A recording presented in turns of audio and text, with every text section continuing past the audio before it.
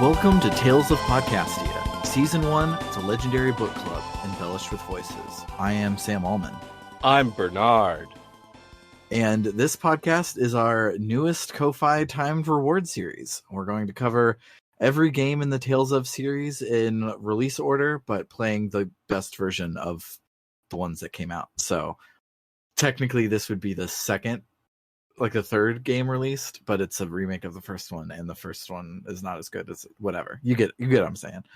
But and every is loosely defined. We're not going to learn Japanese and travel back in time in order to play Tales of Eternia online or Tales of Commons. Yeah. Or either of the surprisingly really good but poorly supported and therefore canceled Mobage games that they had. Tales of the Rays and Tales of Crestoria. Both were awesome and both have been canceled. Fun. But yeah, so basically we have a list of 20 Tales of games to get through. Yes. And they're gonna release more before we get through it. Yeah. I'm hoping that we get some sort of like Sonic Gems collection, but for the Tales of series, and we get like the DS games and Rebirth and a bunch of these like transitionary period ones in a release with English. That's what I would like. I doubt it. We're probably just going to get Symphonia again. I mean, they re-released Symphonia, and no one liked it, so yeah, because they did a bad job. But anywho, what exactly is the Tales series, and why should we cover it in detail the way that we have been doing for the Trails games? Well, I covered this a little bit when we played Tales of Symphonia on the main podcast, but the Tales series is the flagship JRPG series of Bandai Namco. Maybe Dark Souls is now their new flagship JRPG series, depends on your definition, because both of them aren't very traditional JRPGs. But so like Square has Final Fantasy, Enix has Dragon Quest, Capcom has Breath of Fire, Konami has Suikoden, Falcom has The Legend of Heroes, and Bamco has Tales. And unlike the rest of the games on the list, Tales has never ever been turn-based. It's always been a variation on their linear motion battle system, where the characters move in a side-scrolling battle system and have real-time combat with the monsters. Growing up, when I was playing Symphonia and I was trying to tell my friends to play it, that they would like it, I said that it had Street Fighter battles. But now that I'm older, I know that's not accurate. It actually has Super Smash Brothers battles. You have an attack button that has 4 different attacks for your 4 different directions, and you have a specials button that does a different special move in each of your 4 directions, and you can jump. And yeah, so it's Smash Brothers, but you don't knock people off the edges, and you don't have a lot of stupid items. But eventually, the side-scrolling aspect of it would be dropped in various different ways, but that's not for like 13 more games. The Tales of series is also, for the most part, gone beyond the like party chat system like you find in Dragon Quest and Aretha. Shouts out to Aretha. No one else has played that game, but the character arts are fantastic. And so instead of just having like a party chat button, you have full-blown bonus conversations called skits basically constantly throughout the game. And that's why this is a worthy slot filler for Bookclub no Kiseki. It's because while it's a huge series in Japan, it's very niche over in America, and it has so many words in it because there's so many skits available at all times. Thankfully for Tales, skits are very rarely important to the plot, so we don't have to feel like we have to cover all of them the way we do side quests in the Trails games. Also, in so far in Tales, just from playing the beginning of Tales of Phantasia, it seems that scenes are reasonable lengths. Yeah. They say what they need to say, and Move on. In fact, one of my favorite scenes of this whole thing is said with literally one line, and the rest of it is just sprite acting, and that's cool. Trails could never. We are going to make that mistake a few times, I think. Yes, absolutely. So another really cool thing that Tales does is they take advantage of the fact that the genre box that you fill in on what genre is your game isn't a drop down. You can just write whatever the fuck you want there. So they give each game a characteristic genre name to summarize each game in a small, cute little subtitle-y sort of way. So, for instance, Tales of Phantasia is a legendary RPG, and then when they remade it with voice acting on the PSP, they updated it to Legendary RPG, embellished with voices. And then Tales of Symphonia is the To Resonate With You RPG. So that brings us to our recurring opening segment we're going to have for all these episodes, where I get to ask, hey, Bernard, if Final Fantasy 13 were a Tales of game, what would its characteristic genre name be? Fabula Nova Crystallis. I mean, yes. Proper nouns RPG. Proper nouns RPG. Yeah. Let's see. So you have a lot of like literally killing God. You have a lot of hot people. I mean, that's a lot of JRPGs killing God as hot people. Yes. You have crashing a planet into another planet. Mm-hmm. You have really shockingly good interpersonal relationship drama. Mm-hmm. You have an established romantic relationship that's not like a laborious 40-hour love story. It's just there, and it's great. It's the Blinded by the Light RPG. Yes. Because that battle theme is so fucking good. I don't know if we've nailed it yet, but let's see. What are some other characteristics that could maybe tell us the genre? Hope is good character RPG. Hope is good, actually. Actually, something about hope, like the concept, might be good. RPG of hope, and also hope is a guy. Yeah. RPG to challenge destiny and create a miracle. That's fantastic. Is that from something, or did you just? I just made that up. That's really good. I think we found it. That's the one. So yeah, that went by pretty quickly. So maybe we'll do a couple of them per episode. I think just one is fine, but we'll see how we feel. Yeah, we'll see how we feel, because sometimes we might nail it right out of the gate. Yeah. But, for now, we're gonna listen to some Tales of Podcastia, not Tales of Phantasia music, and then we'll talk about the plot for this week. We do not claim ownership of this music. all caps. All rights to Bandai Namco. I do not assume any copyright, or however they always phrase it. That sounds so stupid. It's so funny. I'm not actually Nintendo.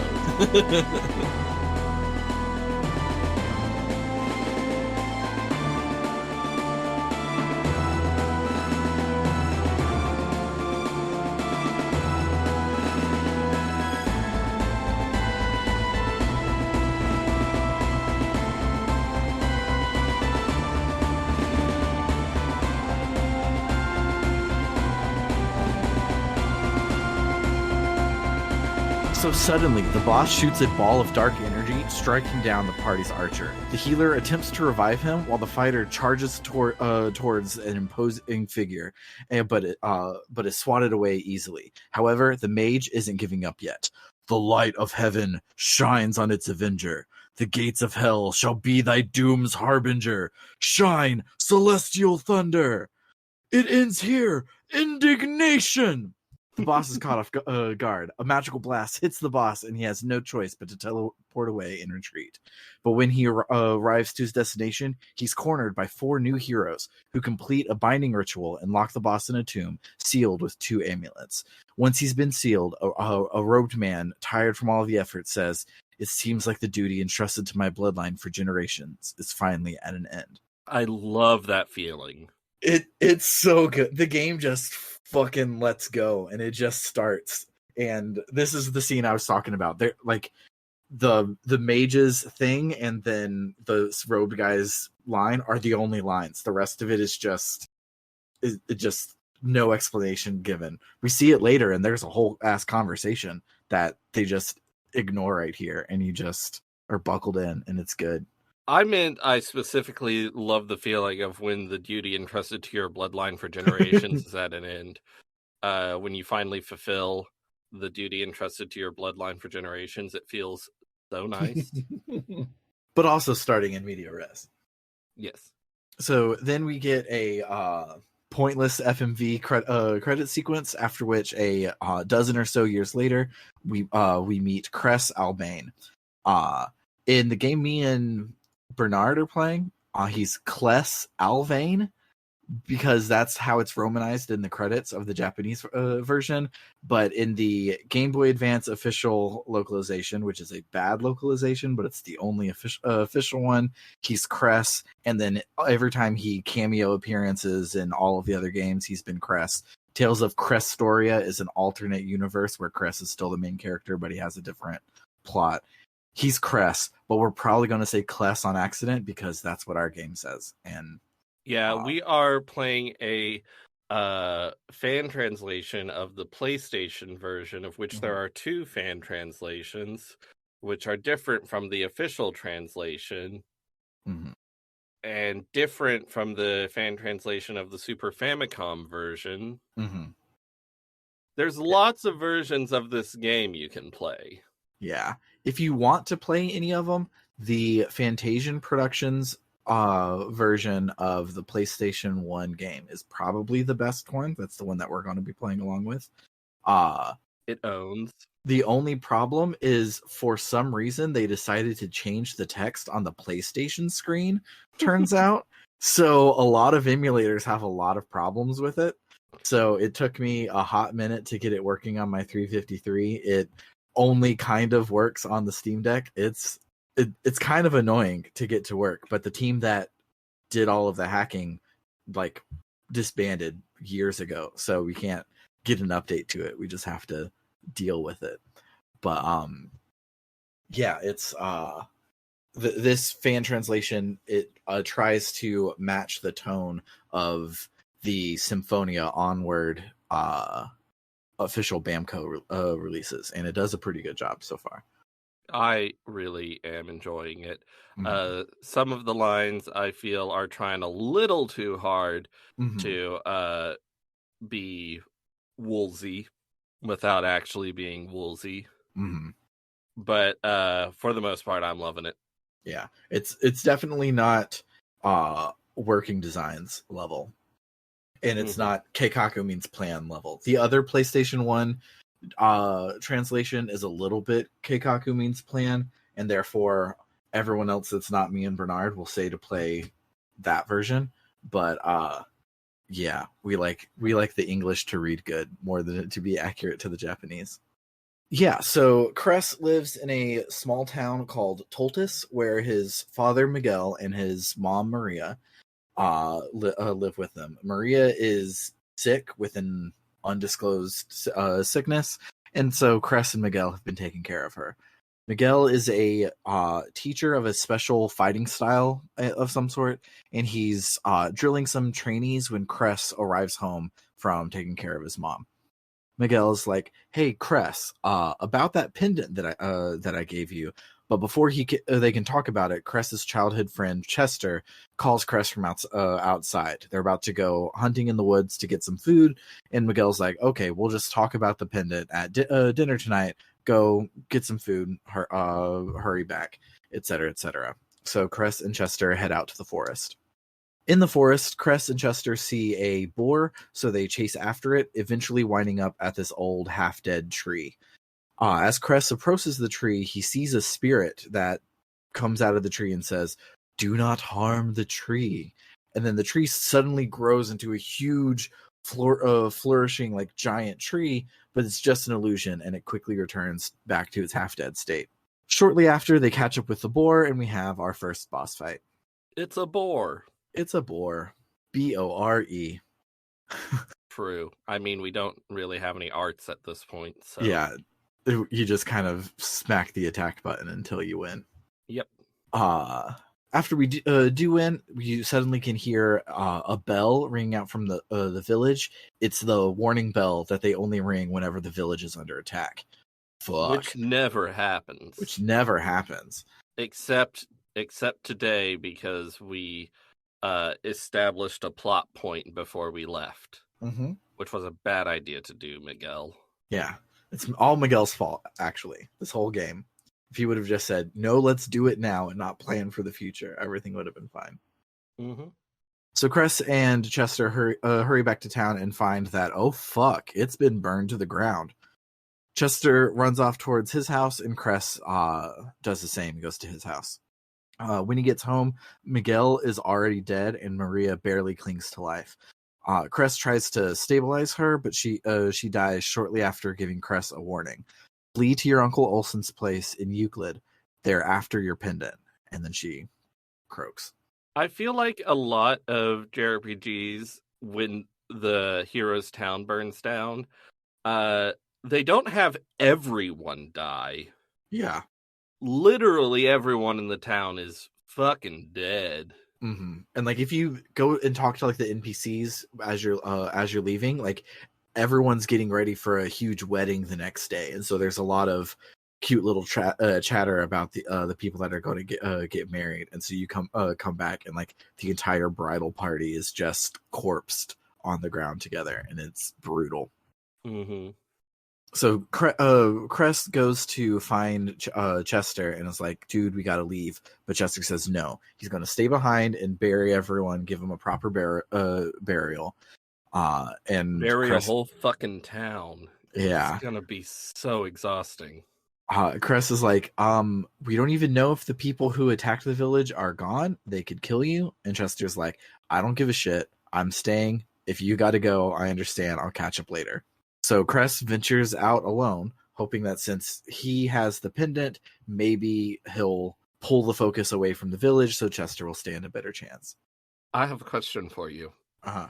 Did you find the super badass sword?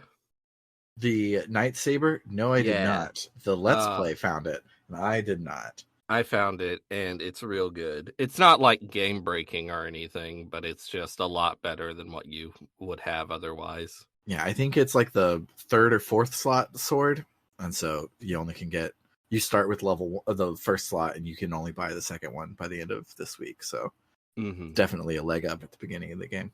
So Cress runs off through the northern pass through the mountains, and he arrives at the town of Euclid, where his aunt and uncle are happy to see him. They had heard rumors that Toltus was destroyed, and they had feared the worst about Cress. They offer Cress a bed to sleep in, and after exploring the town, he turns in for the night. But during the night, soldiers march into his room and arrest him. Cress asks his uncle for help, but it was his uncle who called the cops. The knights promised to spare the town if he delivered Cress, so he gave up his own nephew. Uncle Olson stands with a heavy heart as the soldiers leave, but at least he's protected himself and his family. Until the knights return, and they kill Olson and his family too. And that's why you don't call the cops on your nephew when your nephew has a pendant that the cops are after. You don't do it. It's every time. So in the knight's castle, Cress is led before a man in all black armor who takes Cress's pendant from his neck and is like, you fucking suck, dweeb, and tosses him in the dungeon. Before he tosses him in the dungeon, he goes and stands in front of a mirror and monologues or something, and his reflection is fucked up. Yeah. I don't know if that's important later. It was the next line in my notes, so at least since both of you us said he noticed was it. already in. I thought you meant he was already in the dungeon, so No, I thought you not quite. just skipped that. No. It's very important. I don't know if it's very important, but it seems very important. Yes. Actually, the resolution of that happens later, and I didn't recognize that as a resolution until just now, so we'll get to that. So Cress is thrown in jail, and he's trying to find a way out, and there's a small hole in the wall of his cell, and he hears a woman on the other side being like, "Hey, stick your hand in the hole. I have to give you something." And so Cress does, and she hands him an earring. She's like, "There's a girl somewhere in this dungeon. Yeah, I need you to break her out and escape with her. The two of you together can work together and get out of here." And she's like, "Take the earring that I gave you, press it up against the wall. It'll help you get out." And so Cress is like, "Okay, cool." He does it, and then the hole like collapses in, so it's big enough for him to crawl through now. And when he crawls through it to thank the woman for freeing him, the only person in the other cell is dead, and they've been run through with a sword long before Cress ever arrived. Cress takes the sword from her gut and uses it as a lever to open the rest of the doors in the prison. And he finds the other cell that has an alive girl in it, and he meets her, and her name is Mint. Cress as in watercress, and Mint as in mint, because this is a Japanese game. Everyone has punny names. Cress tells Mint that they should escape together, and Mint is like, "Cool, can we go save my mom real quick? She was chained up with me. She's in a cell just like right over there. Can we just pop over and get her?" And Cress, thinking on his feet, is like, "I was locked up in that cell. There was nobody in there with me, so I don't know what happened to your mom, but she wasn't over there. And if you try to walk over there, Cress will stop you from going." And it's like, no, let's not let Mint have to see her mom's corpse desiccated like that. So Cress pries open the bars to a sewer grate, and they escape out that way. So within the first hour, we have had our forest dungeon, our prison dungeon, and now the sewer dungeon. We got all three of the tropes knocked out in the first half hour of this game. Hell yeah. So on the way out of the castle, Cress gets badly poisoned by a monster when he's trying to protect Mint, so she carries him off to safety. When he eventually comes to, he's in a large house owned by a man named Morrison. Morrison says that he cured Cress and heard all about him from his buddy and that lady that carried him in.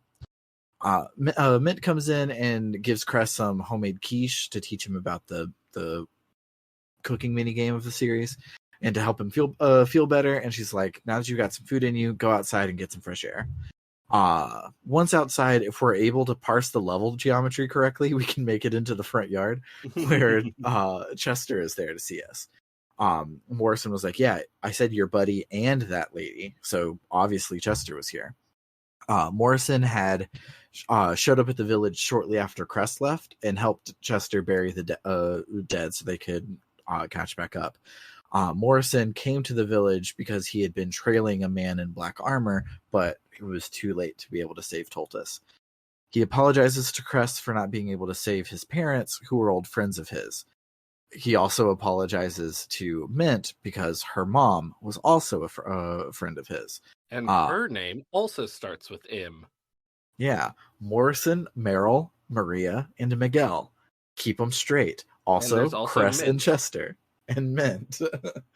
I can't wait for us to get a new party member that has literally any other letter to start their name.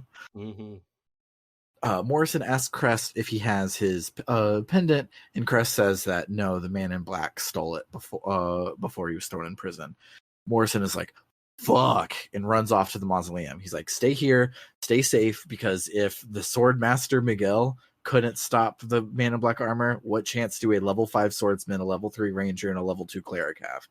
So a little bit later, they're inside chilling, and Chester is like, "You know what? This is stupid. Let's just go after Morrison. He's not the boss of us. He can't tell us to stay here." But Cress isn't so sure because he doesn't want to die. And while they're trying to figure out if they should go or not, Master Tristan shows up. I didn't mention him earlier. I totally forgot to. He was at the village with Miguel. He's Miguel's old master, and he had to leave town shortly before we left town. He So was mysteriously called away. Mm-hmm. He instantly recognizes Mint and is like, "Oh, you must be Meryl's daughter." And Cress is like, "How does everyone keep recognizing us?" And Tristan is like, "Oh, if you do you really want to know?" And Cress is like, "Yes. Also, teach me how to be kick-ass at swords so I can avenge our village." Tristan is like, "Okay, but your swords aren't good enough. Go buy some swords and then meet me at the cave nearby. I'll wait for you there." So we get to the cave, which turns out to be the entrance to the mausoleum that Morrison ran off to. Tristan teaches Cress an art that I still don't understand how to use. It doesn't make sense to me. I haven't gotten it to work a single time. And I'm pretty sure you have to, if you look at it's a combination of two arts. If you look at the other arts, you have a mastery level, and I'm pretty sure what he says is that you have to master both of the component arts in order to use the combination art. That would make sense. I don't know. It just this game's not very hard because its battle system is frankly not very good yet. So you kind of just smash some buttons and have some vibes. It's nice. It's nice. So we make our way through the mausoleum dungeon and eventually catch up with Morrison, who is staring down the man in the black armor and his knights next to this huge coffin shrouded in magical light stuff. It turns out it's the same coffin as the one in the intro that the heroes locked the boss into, and it's around this time that you notice that Morrison was the guy in the robe who had the single line at the beginning. Cress and the gang arriving is enough of a distraction that Morrison looks away. So the man in the black armor, who's revealed to be named Mars, slips away and destroys the magical seal on the coffin. Mars announces that Lord Douse was a evil warlord from 100 years ago, and the world rallied together, and a group of heroes eventually bested him. But now he's going to awaken him and make him do his bidding, and Mars will be super strong. Morrison is like, "Yeah, I know. I was there. I was descended from those heroes. Actually, so are Cress and Mint. They're descended from those heroes as well." Mars starts to monologue some more, but Cress and Chester show up. We're like, "Shut up, nerd. We're here for revenge, not to understand the plot." But just then the coffin opens and Daos himself emerges. I know it's Douse because they make a pun on it later, but it's chaos with a D. So I'm probably going to say Daos a lot.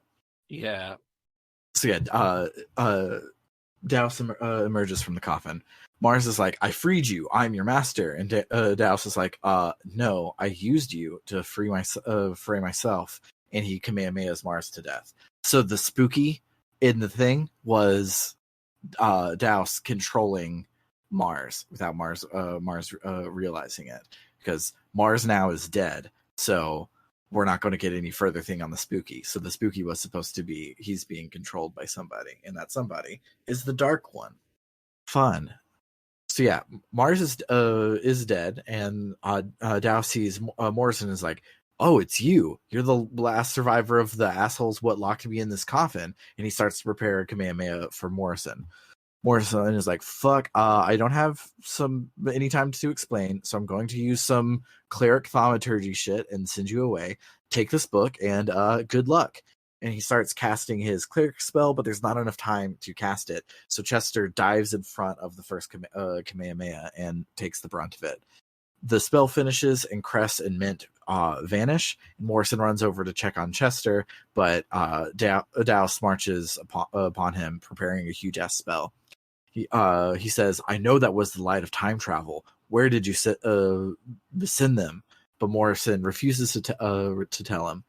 So Douse unleashes that huge-ass PlayStation 1 graphics spell on Morrison as we fade to white. Cress and Mint come to on a grassy cliff. They have no idea what's happened, and so they're trying to gather their thoughts and figure it out. But then they remember they have an exposition book on them, so they read the book aloud to the class. "Here I shall chronicle the history of the war against an invader from another world. Long ago, the invader appeared in our world, and a war against him erupted shortly thereafter. That invader called himself Daus. Daus cannot be harmed by normal means. In addition, he possesses an astonishing spell allowing him to oppose the flow of time. During the final moments of our ancestors' decisive battle, the wounded Daus used that spell to transport himself to the future. Since then, we, the Morrison bloodline, accepted the duty of fighting him should he reappear. My generation is where this phase has concluded. Sensing the first signs of Daus's arrival, I gathered my fellow clerics, Meryl and Maria, as well as the swordsman Miguel, and made my way to the mausoleum. Due to forces beyond our control, it is not possible to vanquish him in this age. We instead devised a plan to steal him for eternity.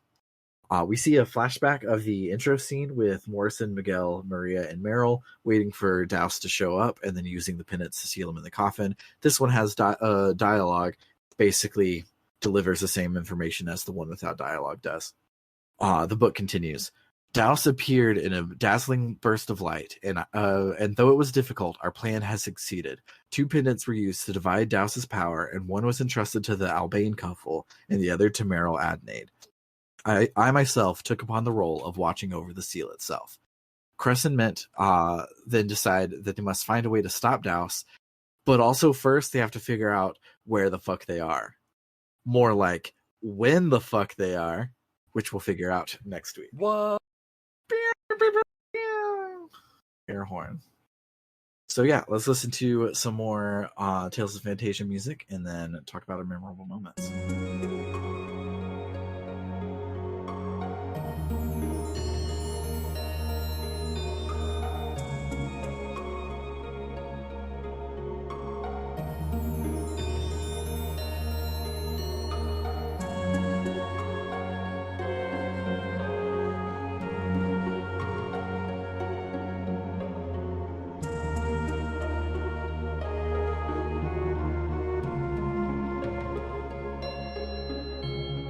So, this music that we're listening to, the Tales of series music is, my understanding is it's primarily composed by Motoi Sakuraba. That sounds right, yeah. Who also has done like Star Ocean, Dark Souls, lots of cool stuff. And most of the music this week is real good. The oh shit, we gotta run, there's trouble music is, I think, pretty bad. Yeah. But other than that, I think the music this week was real good. The only time I liked the oh shit, there's trouble, we gotta run music was when it had that atonal ass bell through it when the bell was going off. I love that shit. That was so cool. Good. Also, the game has a run button, but it doesn't ever tell you it has a run button until you hear the bell and Cress is like, shit, we have to run. And then you're in auto run at that point. And you just book it because Cress is running fast. I thought that was a fantastic little touch. I really enjoyed the opening of this game. There's it's not like Trails level, but there's a good bit of density to the opening section because like Chester has this sister named Ami, I believe, and as he's leaving, she like mentions she has something for Cress, and so Chester mentions that when you talk to him, and so if you want, you can go speak to her, and she gives you a little plushie of yourself, which is cute. And then also, if you go to the item store, the item store owner is like, hey, Chester, give this apple to your sister, which is a little weird. But if you do go back and give the apple to Ami, Chester gets the title Kind Brother, and you're like, what are titles? What do they do? Nothing. They're basically proto achievements in this game. It's just different ways to reward you for going and finding all of the little dense cool things that this game has. Eventually they become a thing TM in the series, Mhm. but they're not a thing yet. Yeah, I Yeah, was like, oh man, is this gonna change my stats? But no. not yet.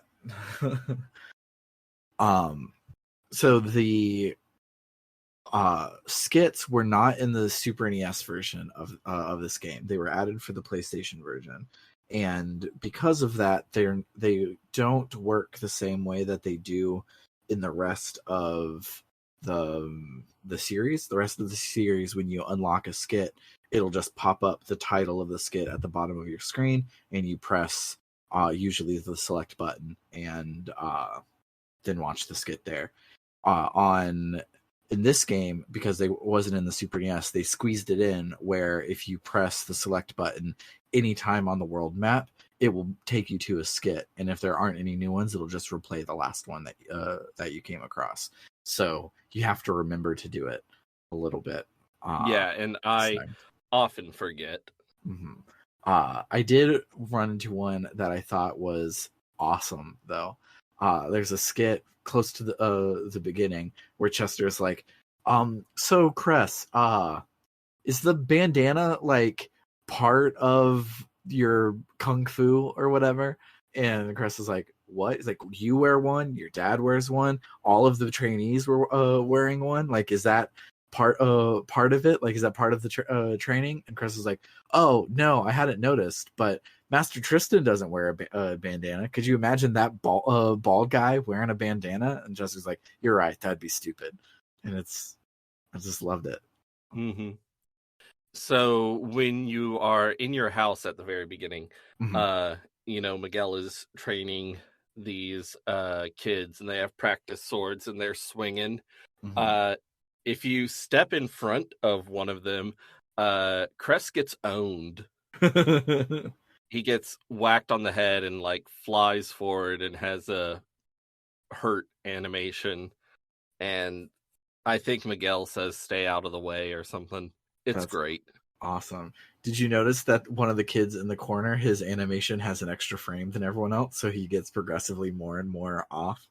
No, I didn't. Yeah, because he's like the guy that's struggling to keep up and he can't, and it's so good. Mm-hmm. Are we going to talk about how this game had like voice acting on the Super Nintendo?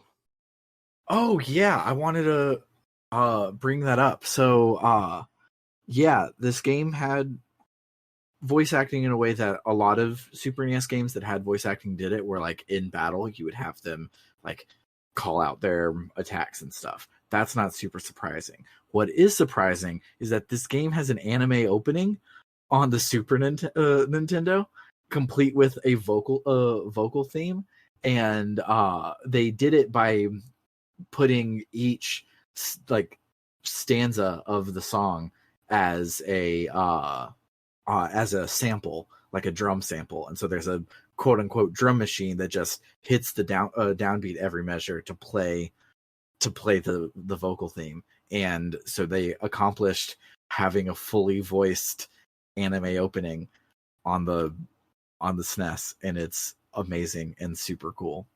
I'm pretty sure I read somewhere Mhm. that Tales of Phantasia and Star Ocean are the two largest Super Nintendo games because of the shit they did. They're like Yeah. 6 megabytes each. Um, and Star Ocean, interestingly, was by a lot of the people who made Tales of Phantasia. Hmm. Tales of Phantasia was made by Wolf Team, and then some people who were big people on Tales of Phantasia left Wolf Team and founded Tri-Ace, which makes Star Ocean. Yeah, and it makes a lot of sense if you play Star Ocean and you play Tales games. Back in the sixth generation of consoles, there was a big like B-list JRPG fight on who was better, Lloyd or Fate, because they both were very very similar, and it's because they're cousins. Because Tri-Ace and Wolf Team are basically the same. But Fate is such a JRPG character name. Yeah, Fayt. Yeah, that doesn't stop from keep happening in all of Star Ocean. Everyone has a stupid ass name like that. What was the name of the guy in, I think, Star Ocean 4? Edge Maverick, I believe. Let me look that up. Yeah, Edge Maverick, which is such a name. It's such a name. Speaking of names, one of the party members I'm gonna spoil in Tales of Phantasia is named Klaus. Oh, great. So we have Chris, Chester, and Klaus. You gotta love it.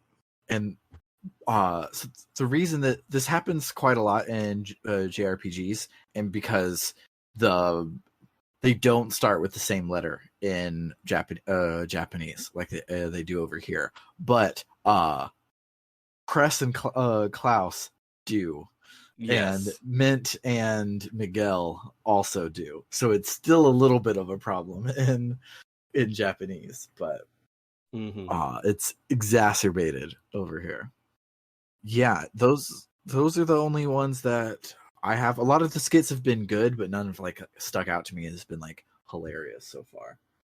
Yeah, they definitely do feel like they were added later, because they were. But I still appreciate them. I am really enjoying this game so far. It's light, it's breezy. The battle system is not good so far, but it's like engaging enough. It's not boring and it's not hard, which I like when battle systems are hard, but if it's hard and boring, that's no good. Yeah, the perfect JRPG battle system needs to have boss fights that are fun and engaging, and other fights that make your brain stay awake while you're doing dungeony things and not necessarily over engaging too much. And this one is like hitting that sweet spot, and I really enjoy it. Games that are the battle system is too good would be like Radiant Historia. You can't just smash A to get through the thing. You have to like figure out the puzzle for every random battle. And imagine if to kill a Zubat you had to solve a Rubik's Cube. And that battle system is rough to get through. And we don't have to deal with that here. It's the perfect level of smashy. Yeah. And maybe it will get more interesting later. If not in this game, then in a few games. Yeah. By Tales of Graces, I think is the one that's I've had the most like I'm playing an action game. This is good and I understand it and my skill is important. Is on that one. It sounds like you have to wait 13 games, but I actually haven't played most of the games in between now and then.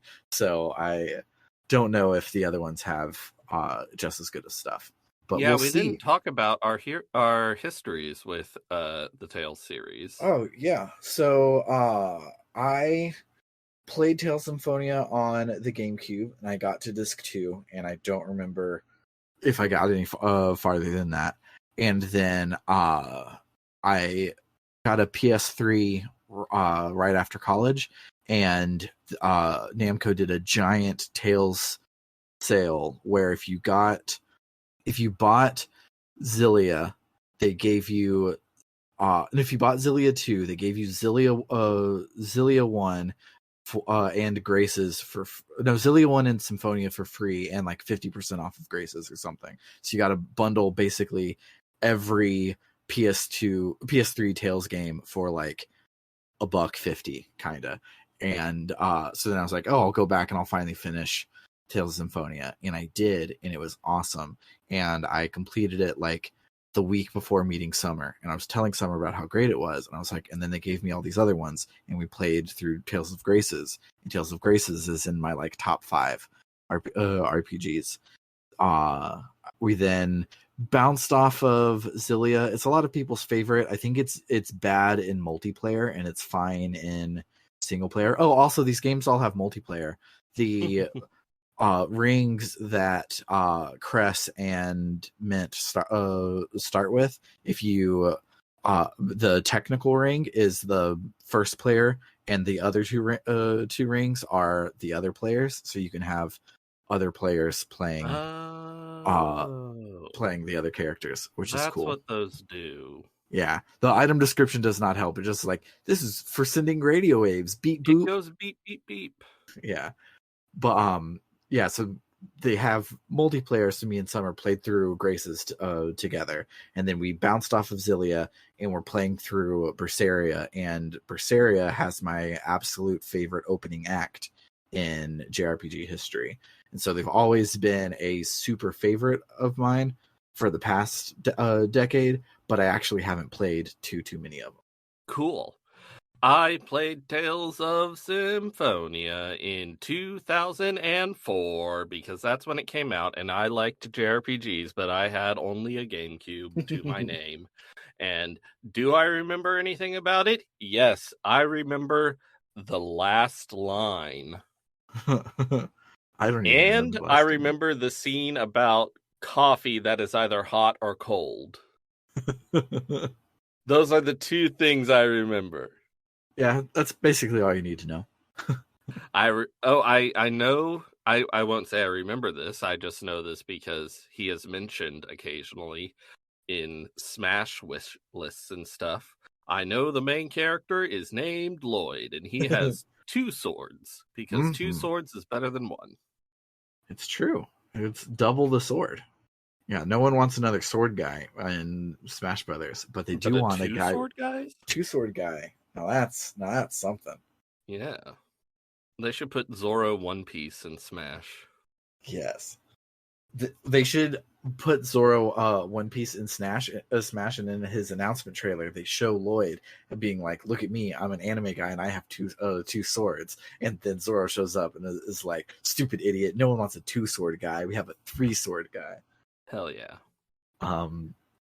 But yeah, that'll do it for this week. This episode is a timed exclusive for our Ko-Fi supporters. So if you're listening to this on the main podcast feed, head on over to www.rpgbook.club and drop us a donation, and you can have a few more episodes waiting on you when you do. Donations help us pay for hosting costs, game costs, and things like that, and in return, you can join one of 3 tiers.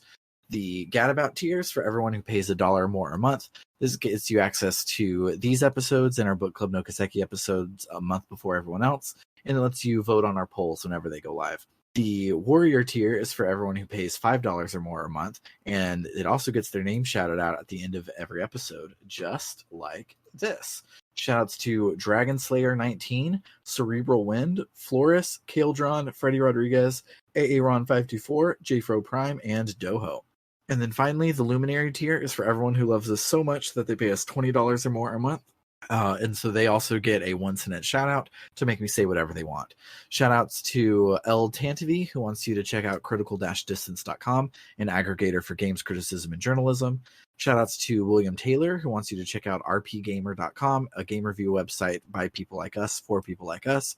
And shout out to Vimk, who says, play The Legend of Legaia. It's that PS1 RPG that everyone confuses with Legend of Dragoon. And also, shout-outs to Carr, who's a dentist. So his shout-out is not for his Twitch stream, but rather your own mouth. And he says to brush your teeth twice a day, most importantly, the time right before you go to bed. For Tales of Podcastia, I've been Sam Allman. I've been Bernard. Gotta know when to go. What? Thing that Lloyd says. Okay. I'll take your word for it. Yeah, I was trying to think of because the Bookclub no Kaseki one was very specific to Bookclub no Kaseki, and I didn't want to just say Toodaloo again. And then that's what Lloyd says when you run from battle.